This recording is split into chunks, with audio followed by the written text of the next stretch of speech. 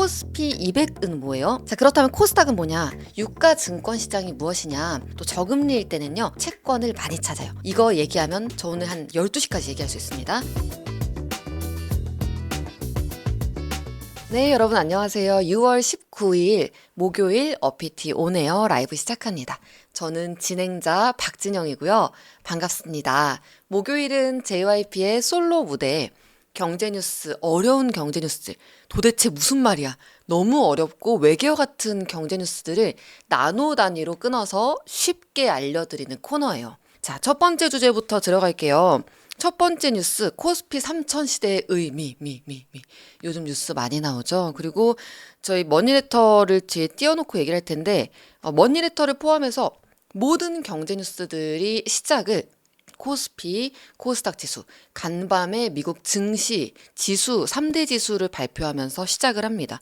우리나라 경제의 어떤 현황판이라고 할 수 있는데, 이 역사를 뜯어보면 우리나라 경제사를 볼 수 있을 정도로 굉장히 중요한 지표입니다. 자, 일단 뉴스는 어떤 걸 준비했냐면요. 삼성전자가 코스피에서 차지하는 비중이 줄었다. 코스피라는 시장에서 삼성전자라는 1등 플레이어, 점수로 따지면 1등인 친구가 차지하는 그 입지, 비중, 덩치가 코스피의 4분의 1이었어요. 한 기업이 코스피라는 전체 시장에서 25%의 비중을 차지할 정도로 컸는데 최근에는 14%까지 떨어졌다. 정말 많이 떨어졌죠. 10년 동안 쭉쭉쭉쭉 떨어져가지고 그 이유가 뭐냐? HBM에서 계속 밀리고 있고 과거에 막 반도체 호황 사이클이 있을 때는 굉장히 잘 나갔지만 요즘에는 AI 광풍이 돌면서 AI 개발하는 데 필수적인 어떤 부품을 만드는 데 필요한 부품인 HBM에 대한 수요가 꽉 늘었죠. 근데 이걸 늘리는데 미리 대비한 기업 어디가 있냐? SK하이닉스. 대비를 하려다 말았던 곳이 어디 있냐? 삼성전자. 삼성전자 그래서 준비된 자가 기회를 잡는다라는 걸 못한 기업이 된 거죠. 경쟁력이 점점 줄어들고 있다라는 게 이 뉴스였습니다. 어쨌든 이 주제를 저희가 이해를 하려면 코스피가 뭔 뜻인지를 아셔야 돼요. 오늘 아침 뉴스 보니까 보통 우리나라 증시는 이제 코스피 지수나 코스닥 지수 같은 우리나라 대표 지수는 미국 증시 전날 밤 미국 증시가 현지 시각 18일 우리나라 시간 기준으로는 19일 새벽까지 이어진 미국 전날 18일 현지 시간 18일 증시를 굉장히 영향을 많이 받거든요. 근데 제가 방금 보니까 어제 혼조세 미국의 대표 3대 지수 뭐 다우지수, 나스닥지수, S&P 500지수 이런 것들을 보니까 어떤 건 오르고 어떤 건 떨어져가지고 오늘 지금 우리나라 코스피 지수 3000을 코앞에 두고 있는데 요거 못 넘을 수도 있겠다. 오늘 그런 생각이 들더라고요. 자, 코스피 얘기부터 들어가겠습니다. 코스피, 코스닥 이 말 자체는 많이 쓰는데요. 시장이 있고 그 시장의 상태를 나타내는 지수가 있어요. 일단 코스피라는 건 지수고요. 코스피에 상장한다라는 거는 엄밀히 말하면 틀린 말입니다. 유가 증권 시장이 정식 명칭이에요. 근데 편의상 이 유가 증권 시장에 말하자면 현황판, 유가 증권 시장의 BMI 지수, 유가 증권 시장의 빅맥 지수, 유가 증권 시장의 주가 지수 보여주는 걸 저희가 약자를 따가지고 코스피라고 부르거든요. 그러니까 유가 증권 시장에 상장되어 있는 기업들의 상태를 보여주는 게 코스피라고 생각하시면 됩니다. 유가 증권 시장이 무엇이냐? 우리나라의 주식 시장이 여러 개가 있어요. 여러 개의 시장들이 존재해요. 존재하는데 그 중에서도 가장 오래됐고 가장 정통이고 가장 중요한 제1의 시장이 유가증권 시장입니다. 유가증권 시장에는 웬만한 대기업들이 다 상장이 돼 있어요. 삼성전자, 방금 말씀드린 SK하이닉스, LG에너지솔루션, 현대차, 네이버 이런 곳들이 다 상장돼 있고요. 어떤 기업이 상장한다고 할 때 유가증권 시장으로 직행한다라고 하면은 이목이 엄청나게 쏠립니다. 예를 들면 달바글로벌, 승무원 미스트로 유명한 달바글로벌 아시죠? 달바글로벌도 최근에 유가증권 시장에 상장한다고 해서 저 깜짝 놀랐어요. 보통 이런 기업들은 코스닥 먼저 가고 제2의 시장이거든요. 코스닥 먼저 가고 그 다음에 코스피로 이전 상장, 이사를 가는데 우리나라의 첫 번째 무대, 가장 대기업들이 놀고 있는 무대인 유가증권시장으로 직행한다고? 깜짝 놀랄 뉴스였습니다. 자, 그래서 방금 전에 증권 시장이 있고 유가증권 시장이 있고 이걸 보여주는 주가지수를 코스피라고 부른다고 말씀드렸는데요. 자, 금융시장에서 주가지수 아니면 인덱스 이런 얘기들이 가끔 나와요. 나 인덱스에 투자하고 있잖아. 인덱스에 적립식으로 투자하고 있잖아. 이런 얘기 하시는 분들이 있어요. 여기에서 지수는 인덱스하고 지수는 같은 뜻이에요. 주식의 가격을 지수화한다라고 표현을 하고요. 지수화하는 게 뭔데? 지수로 만드는 게 뭔데? 이거 왜 필요한데? 이걸 개념적으로 제가 사전을 찾아보니까 자세히 나오더라고요. 어떤 한 사실이나 현상 따위를 수치로 보이도록 만드는 거. 현상을 양적인 비교를 할 수 있게끔 숫자로 만드는 걸 뜻해요. 그 주가 지수는 유가증권 시장에서는 현재 시점에서 주식 시장에 상장되어 있는 모든 그 기업들의 시가총액을 다 합친 거예요. 삼성전자, SK하이닉스, 현대차, 네이버, 뭐 카카오 이런 기업들의 시가총액, 상장된 시가총액 다 합친 걸 일단 분자로 위에 올려두고요. 분모에는 과거의 어떤 시점에 상장되어 있는 기업들의 시가총액을 다 합친 걸 분모에 둡니다. 과거의 시가총액 총합과 그리고 현재 시가총액 총합을 이제 분수로 두는 거죠. 그래서 이걸 나눈 거를 100으로 곱하는 겁니다. 조금 더 쉽게 말씀드리면 과거의 어떤 시점에 시가총액의 합을 100으로 치고 현재 그 100과 비교해서 몇인지 보여주는 게 주가 지수라는 거예요. 그럼 이 특정 시점이 언제냐? 1980년 1월 4일입니다. 이때를 100으로 두고 지금은 어떤 상태인지 보여주는 게 코스피인 거예요. 만약에 우리가 코스피 3천에 간다? 와, 그러면 30배가 뛴 거죠. 30배가 뛰어서 100이었는데 지금은 3천이 돼가는 거니까 굉장히 빠른 시간 내에, 그러니까 지난 한 40년 동안에 이만큼 우리나라 경제, 우리나라 증권시장이 성장했구나라는 걸 볼 수 있는 거예요. 그리고 이렇게 비교를 통해서 유가증권 시장의 지수를 할 수도 있고 또 나스닥 시장을 지수화할 수도 있고 또는 코스닥 시장을 지수화할 수도 있잖아요. 그런데 이 수많은 주가 지수 중에서도 유가증권 시장, 우리나라의 첫 번째 가장 큰 증권 시장을 지수화한 걸 코스피라고 부르는데 그래서 코스피가 우리나라 증권시장의 전체 현황을 보여주는 현황판이라고 봅니다. 또 이런 질문이 있을 수 있겠죠. 코스피 200은 뭐예요? 코스피 200은 우리나라 유가증권시장 제1위 시장에 상장된 종목들 중에서 시가총액, 뭐 유동성, 거래량 얼마나 활발하게 거래됐는지 그리고 업종 대표성, 해당 업종을 얼마나 대표할 수 있는지 이런 것들을 기준으로 선정된 상위 200개 종목의 시가총액을 지수화한 걸 코스피 200이라고 합니다.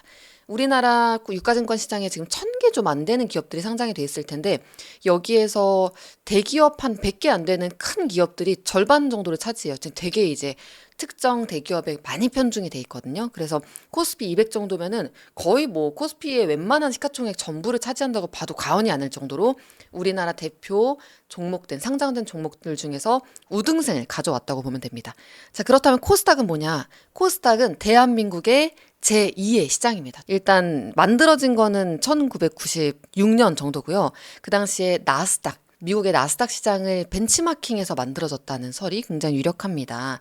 그래서 바이오나 살펴보시면 뭐 중소기업, 벤처기업, 바이오 기업들이 많이 상장되어 있는 시장이고요. 코스피는 큼직한 기업들, 주가는 크게 안 오르지만 굉장히 우량한 종목들이 있다면 코스닥은 사실 조금 과장해서 말하면 여기는 막 투기판이라는 얘기까지 나올 정도로 코스닥은 그 거의 뭐 도박이다 라고까지 폄하하는 분들이 있을 정도로 굉장히 변동성이 크고 작전주도 많고 뭐 주가 조작도 많이 있고 상장 폐지도 막 믿고 있었는데 상장 폐지되고 바이오 기업들은 임상 실패하고 이런 이제 오명들이 많은 투자자분들의 불신들이 조금 큰 시장이긴 합니다.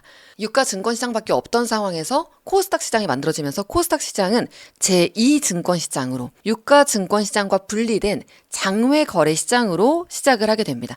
이것도 흥미로워요. 당시 1996년도면 여러분들 우리 몇 살 때까 저는 이제 6살 때인데 그때 당시에 이제 우리 이제 삼촌 뭐 큰아빠 아니면 뭐 고모 이런 분들이 막 그 취업할 때쯤이었을 거예요. 이때 막 컴퓨터 다 다루시고 집에 와가지고 컴퓨터 막 알려주고 이랬던 기억이 나는데 그때 한창 닷컴 버블 오기 직전이었거든요. 컴퓨터 막 보급이 되고 뭐 좀 빠른 분들은 그때부터 이미 막 벤처기업 창업도 하고 입사도 하고 여러 가지 그 벤처기업 신화를 만들어낸 분들이 그때 당시에 계셨었는데 이때 유가증권 시장에서는 어떤 거래가 있었냐? 전화로 띠링띠링 증권사에 전화해서 저 삼성전자 한 주 사겠습니다. 아니면 방문해서 저 삼성전자 한 주 사겠습니다 하면 종이에다 적어가지고 이거를 증권사 그 거래소에다 제출을 해요.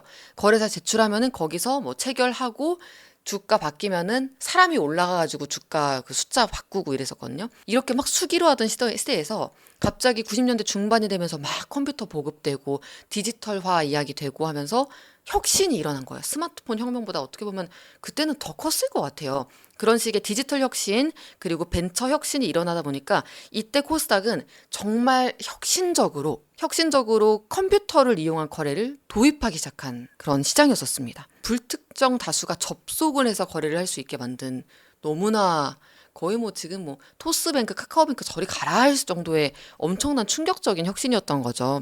그래서 이때 막 많은 기업들이 더 이제 상장을 할 수가 있고 정부에서도 이런 디지털 금융 활성화 좀 혁신을 밀어주기 위해서 코스닥 시장을 점점 제도권 안으로 넣어주기 시작했는데 그러다가 제2의 시장, 원래는 장외 시장이었어요. 지금은 코스피, 코스닥이 장내 시장이고 그러니까 어떤 그 조금 더 규제가 명확하고 시장의 감시를 많이 받는 그런 장내 시장인데 장외 시장은 또 따로 있죠. 근데 이때 당시에는 예전에는 코스닥이 장외 시장이었다가 점차 장내로 들어오게 됐습니다. 코스닥의 기준 지수도 있어요. 코스닥은 시장 이름도 코스닥이고 주가 지수 이름도 코스닥입니다.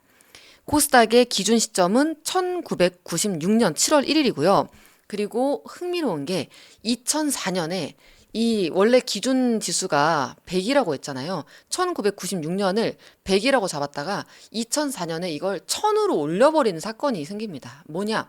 2000년대 초반에 닷컴 버블로 막 코스닥에는 벤처기업들이 많이 상장돼 있었는데 닷컴 버블로 그 주식들이 너무 많이 떨어지면서 막 거의 상장 폐지되고 막 다 사라지고 주가 뚝 떨어지면서 코스닥의 지수가요 30포인트, 40포인트 되는 거예요. 뭐 지금은 몇백 가잖아요. 그리고 웬만한 다른 시장들의 지수들 봐도 10단위는 없어요. 뭐 이런 것도 뉴스에 나와요? 거의 그런 수준으로 떨어져가지고 해서 0을 하나 더 붙여버립니다. 원래는 기준 시점의 시가총액 총합 그리고 분자는 현재 시점의 시가총액 총합이었고 여기다 100을 곱했잖아요. 근데 그게 아니고 10을 더 곱해. 1000을 곱해서 지수를 산출한 거예요. 그래서 원래는 뭐 30포인트, 40포인트 했던 걸 300, 400으로 올려놓은 겁니다. 이게 너무 보기가 좀 그러니까 0을 하나 더 붙였다라고 하는 거죠. 이런 이제 TMI가 있고요. 여전히 근데 코스닥 투자자분들의 불신이 커가지고 상장하기에는 기초 체력이 안 되는 곳들이 모으기도 하고 많은 규제가 생겼지만서도 문제가 여전히 많습니다. 또 불량주전 실패해가죠. 네. 코스피 3000 얘기하려고 지금 얘기 꺼낸 거잖아요. 코스피 역사를 한번 알아보겠습니다. 코스피는 1980년 1월 4일을 100으로 잡고 현재를 보여주는 지수다. 자, 그런데 1989년 이래 2000년대 중반까지 거의 몇 년이에요. 거의 10몇 년 동안 코스피 지수가 1000포인트를 넘거나 아니면 뭐 너물락 말락하면은 바로 하향세를 탔었습니다. 뭐 어쨌든 100에서 1980년 100에서 좀 올랐으니까 1000까지 갔겠죠. 좀 가다가 일단 중간에 외환위기 있었었고요. 이때가 최악의 증시였거든요. 우리나라 정말 기념비적인 최악의 증시였는데 1997년 그 당시에 10월 1000포인트 정도 가려고 했던 그 지수가 10월 24일 600선이 무너졌고 29일엔 500선이 무너졌고 12월 9일에는 심리적인 마지노선이었던 400선까지. 코스닥 아니에요. 코스닥이 10월부터 12월까지 절반으로 뚝 떨어지게 됩니다. 여기에 재산을 많이 넣어놓으신 분들은 하는 사이에 반토막이 된 거예요. 그러다가 이때 이제 정말 1990년대 후반에는 외환위기, 2000년대 초반에는 벤처 닷컴 버블 이런 것들을 동시에 다량 맞고 우리나라 또 그때 뭐 있었어요? 카드 대란. 2000년대 초반까지 너무너무 힘든 시기를 버텼다가 2005년 들어서는 서서히 회복을 하게 됩니다. 경제 성장, 부동산 시장에 화랑이 들어섰고 연기금이나 펀드 같은 이런 대규모의 자금들이 우리나라 증시에 서서히 이제 도입이 들어오면서 이전에 이전에 기록한 전고점을 넘어섰고 2007년에는 2000선을 돌파했어요. 저 우리나라 글로벌 증시 정말 호황으로 오래 간 때가 없어요. 2007년에 2000선을 돌파했는데 2008년 금융위기로 다시 1000포인트 밑으로 항아리 게임처럼 돌아가고 맙니다. 1000포인트 밑으로 붕괴가 됐고 이후로 약 10년간 2000포인트를 잘 못 넘다가 2019년 들어서 다시 코스피가 항아리 게임 해가지고 2000선으로 회복이 됐어요. 그런데 2020년에 무슨 일이 있었죠? 2019년에 2000선을 올려놨더니 2020년에 코로나 팬데믹이 터집니다. 코로나 팬데믹 발발로 1600선까지 다시 후퇴라고요. 그러고 나서 기억하시죠? 아마 많은 분들이 이때 시점에 투자를 시작하신 분들이 많이 계실 거예요. 2020년 이후에 너무 상황이 안 좋으니까 각국 정부들이 금리를 내렸고, 금리를 내리면 시장에 수도꼭지에 물틀듯이 돈이 막 돌아요. 돈을 빌리기가 쉬워지기 때문에 대출 금리가 낮아져서 투자도 활발하고 자금 뭐 매입도 활발하고 굉장히 돈이 많이 돕니다. 그래서 이때 개인 투자자분들이 많이 유입이 됐고, 또 기관 투자자분들도 투자하기에 너무 좋은 상황이잖아요. 돈이 막 도니까, 철철 넘치니까. 이러면서 2020년부터 2020년 후반까지 2000포인트 깨져가지고 지금 코로나 팬데믹 때문에 2020년 3월에 1600까지 내려왔는데, 2020년 11월에는 2500 가까이 올랐습니다. 유동성도 좋았고, 그리고 뭐 메모리 반도체 슈퍼사이클도 이때 있었었고, 각종 호재가 가득했어요. 그리고 나서 오르락 내리락 하다가 2021년 6월 25일 대망의 날입니다. 이때 3300포인트가 지금 넘어섰어요. 지금도 깨지 못하는 역대급 기록이에요. 2021년 6월 25일에 3,300 넘어섭니다. 지금 우리나라 증시 3,000 가려고 노력하고 있죠. 그리고 나서는 2022년, 2023년 코스피 계속 하락했습니다. 이때 투자하신 분들, 나 완전 투자 고수인 줄 알았는데 이게 무슨 일이지? 분명히 내가 카카오 30% 버는 거 봤는데 제 얘기입니다. 그리고 갑자기 카카오 뭐 하는 거야? 카카오 이런 뭐 LG화학 물적 분할하고 뭐 왜 내가 투자한 기업들이 분할하고 난리가 났었죠. 그리고 나서 2024년 작년 들어서는요. 너무 어려웠지만 사실 증시는 2022년에서 3년에 비해서는 살짝 회복을 했었어요. 살짝 회복했다가 2800선까지 올랐다가 무슨 일이 있었죠?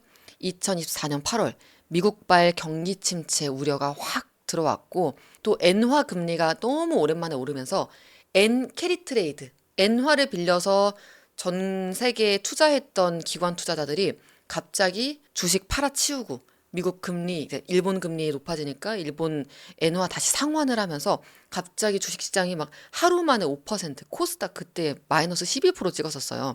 뚝 떨어졌던 때가 있었습니다. 그게 이제 작년 8월에 이르고, 이후로 또 지지부진하게 있다가 2024년 12월 국내 증시 대악재, 정치 대악재, 비상계엄 선포가 있었죠.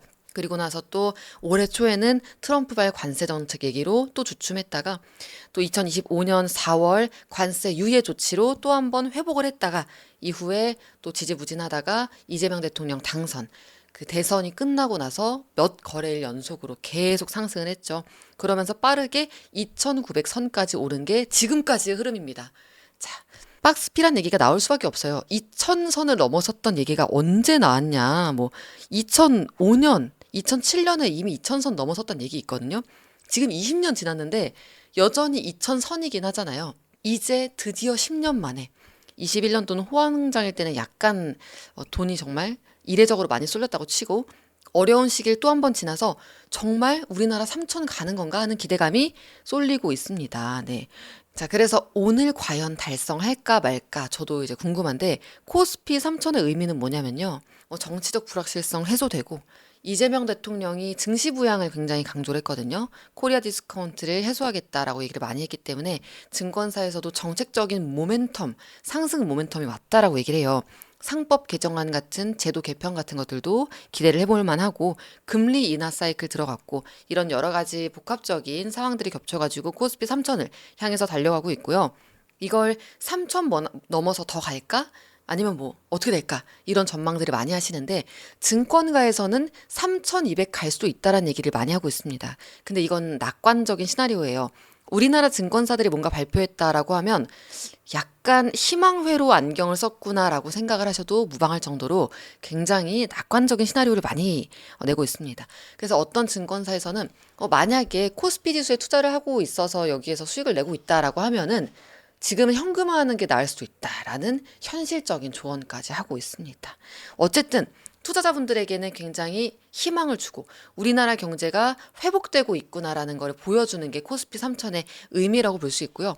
근데 오늘 공부한 내용으로 조금 T 버전으로 해석을 해보자면, 코스피 3천은 코스피 3천이지 1980년 1월 4일을 기점으로 해서 지금 3,000포인트가 됐다는 것 아닌가라고 이제 T 버전으로도 말할 수 있지만, 우리에게는 우리 경제 회복되고 있다는 희망이다.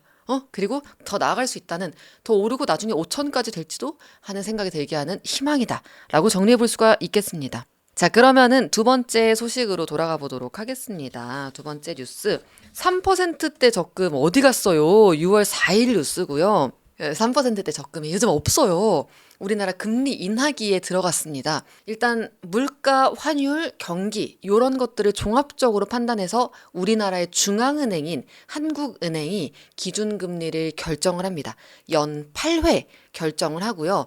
이 8회 대략 한 두 달에 한 번 할까 한 달에 한 번 정도 한다라는 생각을 하시면 될 것 같습니다. 근데 지금 작년 10월부터 해가지고 금리를 낮추는 중이에요. 금리를 낮춘다는 것보다 만약에 경기라는 게 이제 얼음이라고, 물이라고 비유하는 게 제일 쉬워요. 경기가 이제 또는 돈이 이제 얼음이나 물이라고 치면은 금리를 낮춘다는 건요. 물을 수도꼭지 이렇게 여는 거예요. 물이 콸콸콸콸. 돈이에요. 돈이 돌면서 가뭄 들어있던 땅, 가뭄 들어있던 경기에 물을 풀어서 토양이 비옥해지게 만드는 거고요. 이게 마냥 좋을 것 같죠? 근데 물을 너무 틀어놓으면은 뭔가 이제 막 문드러집니다. 물가가 많이 오르고 왜 막 밭에도 물 계속 주면 안 되잖아요. 우리 식물 많이 이제 아프게 해봤잖아요. 그래서 그럴 때는 물을 살짝 또 닫아줘야 되죠. 이런 걸 금리 인상한다고 보시면 돼요. 시중에 물을 다 빨아들여. 대출 받기 어려워지고 금리를 높이는 거거든. 대출 받기 어려워지고 하면서 시장에 도는 돈을 빨아들이고 물가 막 오른 것도 좀 잠재우고 그런 거라고 보시면 됩니다. 그래서 이제 금리 인하는 경기를 살리기 위한 목적이고 그 말은 뭐냐? 우리나라 지금 경기 안 좋다. 그러니까 한국은행이 물을 이렇게 틀고 있다.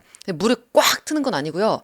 0.25%포인트씩 기준금리를 왜 고도의 스킬로다가 이렇게 고도의 스킬로다가 0.25%씩 한 단계씩 움직입니다. 이렇게 조금씩 옆으로 돌린 게 작년 10월부터의 일이고요.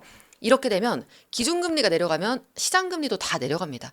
원래 금리에도 종류가 되게 많아요. 뭐 회사끼리 빌릴 때 금리, 정부가 빌려줄 때 금리, 정부가 돈 빌릴 때 금리, 개인 간에 대출할 때 금리, 우리가 은행 가서 전세 대금 빌릴 때 금리, 또는 뭐 주택담보대출 금리 등등 여러 가지 금리가 있는데 이렇게 막 금리가 학생이라고 치면요.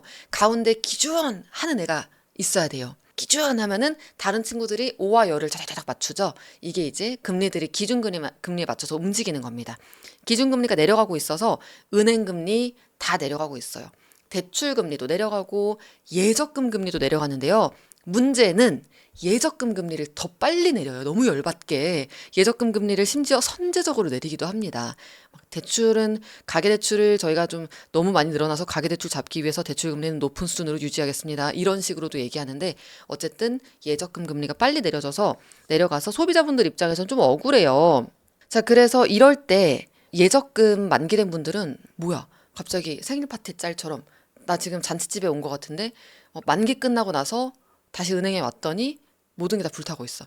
예적금 3%대 금리 어디 갔어? 4%대 금리도 있었잖아. 다 내려가가지고 예전만큼 쳐주는 곳이 없습니다. 이럴 때 저축은행 같은 데서 이제 좋은 금리 주는 적금 찾아보시는 분들도 있는데요. 저축은행도 요즘 마찬가지. 요즘 이 주제는 여러분들이 너무 또 흥미로워하셔가지고 질문 막 주시는데 제가 조금만 더 설명드리고 질문에 답해 볼게요. 자, 그래서 특판 적금을 많이 찾으셔요. 특판 적금을 어디 뜬 거 없나 하고 찾아보시는데 뜯어보면 조건이 과해요. 지금 이제 어쨌든 금리가 내려가고 있는 중이고 더 내려갈 거기 때문에 지금 그나마 가입하는 게 나중에 가입하는 것보다 낫겠지 하고 막 은행에 사람들이 많이 몰리고 있는데 특판 적금이라고 해서 가보면 막말로 과장해서 고객님 눈앞에서 저글링 하시고 그리고 플랭크 10분 동안 하시면은 뭐 0.1%포인트 드립니다. 거의 뭐 이제 과장하자면 예를 들자면 이렇게 얘기해볼 수도 예시를 들어볼 수 있을 것 같을 정도로 우대금리 조건이 과해요. 5% 금리를 주네? 너무 혜자잖아 하고 가보면 기본 금리는 1.5%인데 일단 급여이체 실적을 충족하면 0.5%, 뭐 신한은행이면 신한카드를 월 50만 원 이상 썼을 때 뭐 1.0%, 그리고 뭐 본인들 대출 관련된 대출 받아가지고 대출 여기서 이제 뭐 잘 납입하면은 등등 뭐 이런 식으로 해서 관련 계열사의 상품까지 연계해가지고 우대금리 조건을 굉장히 어렵게 만들어 놨습니다. 또 조건이 괜찮으 싶으면은 납입 한도나 가입 기간이 짧아. 막 10만 원 납입했을 때 뭐 6개월 이런 식으로. 그래서 그나마 시중은행 상품 중에서 우대금리 조건이 합리적인 적금으로는 우리 퍼스트 적금 2가 꼽힙니다. 좀 찾아보니까 이게 괜찮더라고요. 이거 같은 경우에는 이제 모바일로 가입할 수 있고, 그리고 신규 고객에 대해서는 굉장히 유리한 그 우대금리를 주는 적금이고요. 가입 기간은 9개월, 좀 특이하더라고요. 그리고 월 30만 원까지 자유롭게 납입할 수 있습니다. 이런 식으로요. 금융기관들이 첫 거래 고객들에게는 우리한테 우리한테 와서 한 번만 적금 가입해봐. 좋은 거 많다? 하고 이제 맛배기 주는 건데, 이런 식으로 금융기관들에서는 고객을 유치하기 위해서 어느 정도 적자를 감수하거나 마진이 그냥 안 남는 걸 감수하고서라도 이런 상품을 내놓는 경우가 종종 있습니다. 자, 그것 외에는, 이런 상품들 외에는 또 뭐가 있냐? 대기성 자금이라고 해서 그 예적금이나 투자에 묶어 놓는 돈 말고 그 일반 수시 입출금 통장, 일반 입출금 통장에 돈 그냥 넣어놓기 아쉬운 분들은 MMF, 머니마켓 펀드라고 해서 그냥 그 수시 입출금 통장에 넣는 것보다는 조금 더 금리를 쳐주는, 약간 위험도가, 그러니까 당연히 절대적으로 얘기하면 위험도가 있긴 하지만 사실상 여기에서 돈을 잃는 사람은 이제 뭐 진짜 큰 위기가 닥치지 않고서는 없다라고 보셔도 되는데, 이런 MMF나 뭐 RP 같이 조금 더 위험 자산, 그래도 안전자산으로 분류돼요. 이런 자산에 투자하는 증권사 계좌에 돈을, 대기성 자금은, 이렇게 그냥 두는 자금은 넣어놓는 분들이 많이 계시고요. 저금 시대엔. 그리고 나는 그래도 대기성 자금으로 두는 게 아니고 예적금처럼 묶어 놓듯이, 또는 주식은 팔 수는 있지만 어느 정도 묶인 돈이라고 할 수 있죠. 내가 이제 팔 때까지 기다려야 되니까. 그런 식으로 어느 정도 돈을 좀 묶어놓고 싶다 하시는 분들은 어떤 걸 많이 찾냐면요. 요즘에 단기 채권형 파킹형 ETF라는 것도 나와요. ETF라고 해서 주식, 뭐 채권, 주식에만 투자하는 건 아니거든요. 파킹형 ETF 뭐 이런 것들은 초단기 채권, 3개월짜리, 굉장히 3개월 이내에, 만기가 3개월 이내에 초단기 채권만 묶음으로 여러 개를 골라가지고 여기에만 투자하게끔 하는, 이런 단기 채권들을 이제 보유한, 이런 단기 채권들에만 투자하는 그런 ETF들도 있습니다. 여기에서도 우리가 주식형 ETF 사고 팔듯이 사고 팔 수가 있어요. 근데 내가 이제 어느 정도 기한을 정해놓고, 이거는 이제 한 몇 개월, 뭐 예상 3개월, 6개월 정도의 수익률이, 예상 수익률이 이 정도니까 나는 이 기간 동안에는 적금에 넣기보다야 차라리 이런 단기 채권 파킹형에 매수를 해놓고 한 6개월 뒤에 그 리밸런싱 하듯이 그때 매도해서 차익 보고 다시 매수하고 뭐 이런 식의 전략을 취할래. 아니면 이거는 한 1년 정도 가져갈래. 이런 식으로 파킹형 ETF, 아니면 단기 채권, 조금 더 위험성이 있지만 수익률이 높은, 기대 수익률이 높은 채권형 ETF로 가시는 분들도 많이 있다라고 합니다. 또 저금리일 때는요, 채권을 많이 찾아요. 이거 얘기하면 저 오늘 한 12시까지 얘기할 수 있습니다. 하지만 여기서는 제가 압축적으로 단기 채권형 ETF 한번 검색해 보시는 것도 괜찮은 방법일 것 같고요. 그리고 이런 자산들은 안전자산으로 분류가 돼요. 해서 여러분들 IRP나 뭐 연금저축 펀드 이런 것들 직접 운용하시는 분들 있죠. 이런 곳에서도 투자를 할 수가 있습니다. 100% 투자를 할 수가 있습니다. 보통 위험 상품을 어느 정도 투자해야 되는 그 마지노선 한도가 있는데, 이건 100% 투자할 수 있고요. 단기 채권 파킹형 ETF를 ISA에서 투자하는 거, 이 조합으로 한번 알아보시면 너무나 꿀조합일 것 같다라고 말씀드리고요. 그리고 이럴 때 또 청년 도약계좌 아직 가입 안 하신 분 손, 가입 조건 안 되면 어쩔 수 없고요. 가입 조건 되면 이럴 때는 그냥 무조건 가입하셔야 됩니다. 당장 70만 원, 뭐 만기 5년 너무 길고 어떻게 다 넣어. 70만 원까지 안 넣어도 되고요. 만기, 지금 또 이제 굉장히 정부가 이런 사정들을 다 어느 정도 감안을 해가지고 만기 5년에서 많이 풀어줬거든요. 70만 원까지 다 안 넣어도 되고요. 내가 10만 원 넣고 싶으면 넣어도 됩니다. 하지만 JYP의 권고사항 70만 원까지 그냥 다 넣으세요. 이런 상품이 또 없기 때문에. 그리고 요즘에는 5년까지 기다리지 않아도 2년 이상 가입자분들은 부분 인출할 수가 있습니다. 내가 납입한 금액의 최대 40% 이내에서 부분 인출할 수 있어요. 꺼내 쓸 수 있습니다. 하지만 저희가 말씀드리는 거 안 꺼내 쓰는 게 가장 좋습니다. 70만 원까지 빡빡 5년 다 넣는 게 제일 좋고, 하지만 2년 넘으면, 납입한 지 2년 넘으면 중도이출 가능하다. 두 번째, 2년 이상 가입하고, 그리고 총 납입 금액이 800만 원 이상이면 신용 점수를 5점에서 10점 정도를 가점해 줍니다. 이런 것들 요즘 꼭 여러분들 찾으셔야 하고요. 이왕 이렇게 금리 인하게 된 거 너무 적금만 들여다보지 말고 청년 도약계좌에 저축 빡빡 하면서 투자 쪽으로, 투자와 저축 사이 어둠에 있는 그런 제2의 선택지도 열어보시는 것도 어떨까라는 생각을 해봅니다. 다음 뉴스. 세 번째 뉴스로 바로 가보도록 하겠습니다. 복잡한데 재밌게 말씀드릴게요. 일단 뉴스 자체는 이런 내용이에요. 국민연금 개혁 계속 얘기 나왔었죠. 특히 대선 전에 굉장히 좀 말이 많았었는데 어쨌든 국민연금 개혁이 그 국민연금 만들어진 지 세 번째, 만들어지고 나서 세 번째 개혁이 올해 4월 말에 있었습니다. 이 국민연금 개혁은 크게 모수 개혁과 그 구조 개혁으로 구분해서 이야기가 되는데 이번에 있었던 건 모수 개혁이에요. 그러니까 국민연금 개혁을 떠나서 연금 개혁은 구조 개혁과 모수 개혁 얘기 계속 나와요. 모수 개혁은 연금이라는 거는 내가 일을 할 때 돈을 내고 나중에 나이가 들어서 돈을 받는 거잖아요. 근데 이제 언제부터 받을지, 수령 시기, 그리고 낼 때 얼마나 낼지, 보험료율, 그리고 받을 때 얼마나 받을지, 뭐 보험금, 그리고 납입 기간, 이런 숫자들 있죠. 률, 뭐 수, 금액, 이런 것들, 모수, 이런 것들의 숫자를 바꾸는 걸 모수 개혁이라고 합니다. 지금은 받는 사람 그 수령 나이가 65세인데 앞으로는 연금 수령 개시 나이를 70세로 하겠습니다. 이런 것도 모수 개혁이고요. 그리고 뭐 국민연금 기금 운용되는 그 기간 동안 우리가 납입한 걸 그냥 창고에 넣어놓는 게 아니고 어디 이제 큰 기금 형태로 국민연금 기금 공단이라는 데서 열심히 그 펀드를 굴리거든요. 그 펀드의 기금 목표 수익률을 높이겠다. 이것도 이제 숫자죠. 이런 것들 숫자를 막 바꾸는 걸. 이번에 보험료율을 또 9%에서 13%로 올렸죠. 모수 개혁입니다. 근데 지금 계속 얘기 나오는 건요. 야, 모수 개혁으로는 자, 여러분들 60세 원래는 여러분들 50세에 고갈될 줄 알았는데 짜란 60세에 고갈됩니다. 박수. 이런 거예요. 이게 충분하지 않잖아요.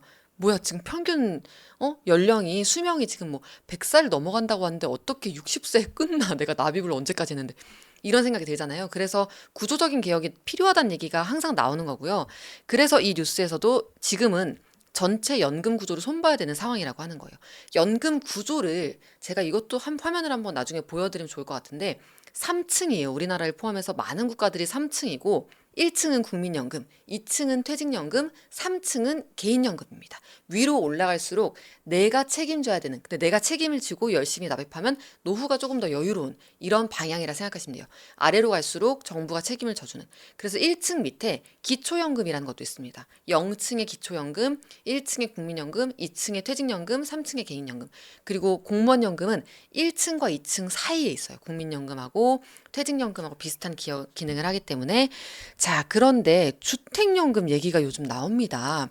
가장 수월한 개혁은 주택연금 개혁이에요. 이제 개혁이란 말 앞에 수월한 개혁은 이런 얘기하는 것도 좀 흥미롭죠. 주택연금은 연금 개혁의 첫 신호탄을 쏘아 올릴 것이란 전망입니다. 주택연금이 뭐냐?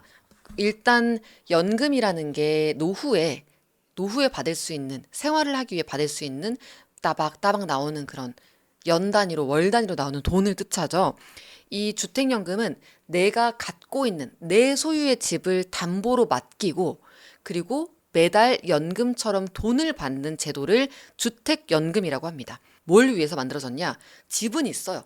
내 집은 갖고 있지만 소득이 없어. 이렇게 자산은 부동산이 있는데 현금 흐름이 없어서 생활이 어려운 노인분들을 위해서 한국주택금융공사가 시행하고 있는 연금 제도입니다. 이건 나라에서 지급을 보증하는 연금이기 때문에 나라가 망하지 않는 이상 지급을 해요. 그리고 보통 나라가 망해도 뭔가 보험이 있어. 그래서 어쨌든 주택연금은 나라에서 운영하는 거다라고 생각하시면 되고, 이 주택연금을 부르는 용어 중에 요거 하나는 알고 갑시다. 역모기지라는 표현으로도 나와요. 역은 뒤집다 할 때 한자어고 모기지는 저 모기지 어렸을 때는 이거 한자어고 뭐 한국말인 줄 알았는데 영어더라고요. 모기지는 주택담보대출을 뜻하죠.